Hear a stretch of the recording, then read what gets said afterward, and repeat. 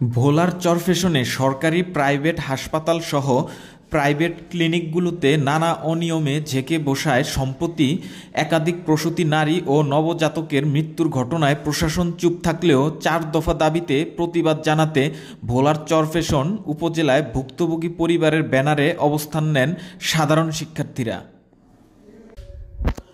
রোববার ৮ই ডিসেম্বর দুপুরে চরফ্যাশন উপজেলা স্বাস্থ্য কমপ্লেক্স চত্বরে চরফ্যাশনের সাধারণ শিক্ষার্থী ও ভুক্তভোগীদের ব্যানারে এ মানববন্ধন শুরু করলে এ সময় স্থানীয় এক যুবদল নেতা শিক্ষার্থীদের দেয়া ৪ দফা দাবিতে ডাকা মানববন্ধন স্থলে গিয়ে মারধরের হুমকি দিয়ে আসেন।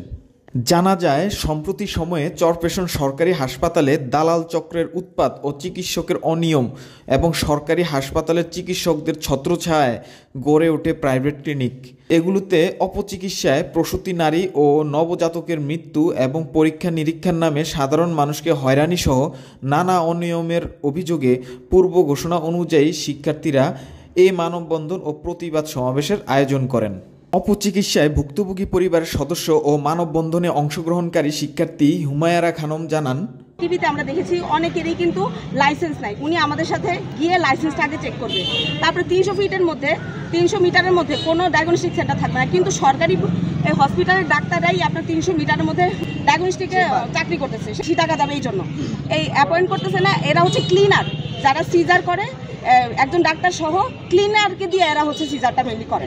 এটা প্রাইভেট হসপিটালে করে, আর আপনার সরকারি হসপিটালে হচ্ছে কোনো সিজার বা কোনো নর্মাল ডেলিভারি যেগুলো হবে এগুলোতে আপনার টাকা দিয়ে করতে হবে। তার জন্য এখানে চরফ্যাশনে ধরেন অন্তত পক্ষে প্রত্যেক দিন 800 থেকে 900 রোগী আসে। এই রোগীগুলো কীভাবে হচ্ছে এই সাতজন ডক্টর দেখতে তো পারে না। যদি রোগী বলতে পারে 38 সেকেন্ডের মধ্যে ডক্টরে নিতে হয়, আমাদের এনাফ মানে ডাক্তার নাই, প্লাস ডাক্তারেরা হতেছে যে প্রপার টাইমে আসার কথা সেটা তারা করে না। এবং তারা প্রাইভেট যখন প্র্যাকটিস করে সেই প্র্যাকটিসে তাদের যে ডায়াগনস্টিক সেন্টারের যে ধরনের করা উচিত, মানে সনদ থাকবে বা রেজিস্ট্রেশন থাকবে, যা থাকবে সেগুলো তাদের কাছে নেই। এবং যে হসপিটালে যে ডায়াগনস্টিক সেন্টারগুলো প্রপার হচ্ছে সিস্টারও নেই। আপনারা দেখেন আমাদের এই 17 দফা দিয়েছিলাম আমরা, এখানে 17টাতে একটা দাবিও তারা কিন্তু আমাদের পূরণ করেনি। যে চিকিৎসা হলো আমাদের একটি মৌলিক অধিকার। আমরা চরফ্যাশনবাসী, আমি সাধারণ শিক্ষার্থী হিসেবে বলতে পারি, আমরা চরফ্যাশনবাসী এই মৌলিক অধিকারটা থেকে বঞ্চিত। আমাদের চরফ্যাশন উপজেলা স্বাস্থ্য কমপ্লেক্স থেকে যেই চিকিৎসা সেবা পাওয়া দরকার আমরা সেটা পাচ্ছি না। আমি আরও বলতে চাই, 2024-এ দ্বিতীয়বারের মতো বাংলাদেশ স্বাধীনতা হওয়ার পর বাংলাদেশ সংস্কারের কাজ চলতেছে, কিন্তু চরফ্যাশন সংস্কার হচ্ছে না। চরফ্যাশনে বিভিন্ন সেক্টরে, প্রত্যেকটা সেক্টরে দুর্নীতি অনিয়ম চলতেছে। যেমন আজকে আমরা যে বিষয়টা নিয়ে নেমেছি সেটা হলো চিকিৎসা আমাদের মৌলিক অধিকার। আমরা এই মৌলিক অধিকার পাচ্ছি না। কি পাচ্ছি না? আমরা এর আগেও টিএস মহোদয়ের কাছে 8 দফা দাবি নিয়ে এসেছি, তারপরে আমাদের 8 দফা দাবির একটি দাবিও পূরণ করা হয় নাই। এরপরে আমরা 17 দফা দাবি নিয়ে এসেছি, তার একটিও পূরণ করা হয় নাই। কেন পূরণ করা হয় নাই? উনি আমাদেরকে কোনো প্রকার কোনো আপডেট দিতেছে না।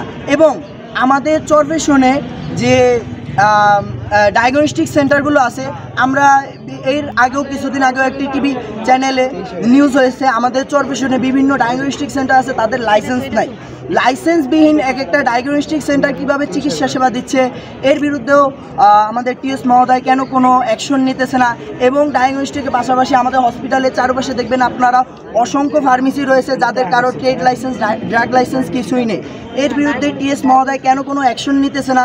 এবং আমাদের যেই চরফ্যাশন হসপিটালটি দেখতে পাচ্ছেন আপনারা, অনেক বড় একটি হসপিটাল, এই হসপিটালে মাত্র বর্তমানে 7 জন ডাক্তার আছে। 7 জন ডাক্তার মিলে কিভাবে একটা হসপিটালে দিনরাত একসাথে চিকিৎসা দেয়? এই জায়গায় আমাদের ডক্টর দরকার। আরও একটি প্রধান বিষয় হচ্ছে, আমাদের চরফ্যাশনে কোনো প্রকার চরফ্যাশন হসপিটালে শিশু বিশেষজ্ঞ ডক্টর নাই। একজন ডক্টর আছে, উনি সপ্তাহে 1 দিন রোগী দেখে। আমাদের চরফ্যাশনে শিশুরাই তো মূলত চিকিৎসা পাচ্ছে না। চরফ্যাশন থানার ওসি মিজানুর রহমান হাওলাদার জানান, শিক্ষার্থী ও স্থানীয় কিছু লোকের বিশৃঙ্খলার খবর শুনে পুলিশ ঘটনাস্থলে গিয়ে পরিস্থিতি শান্ত করেছেন।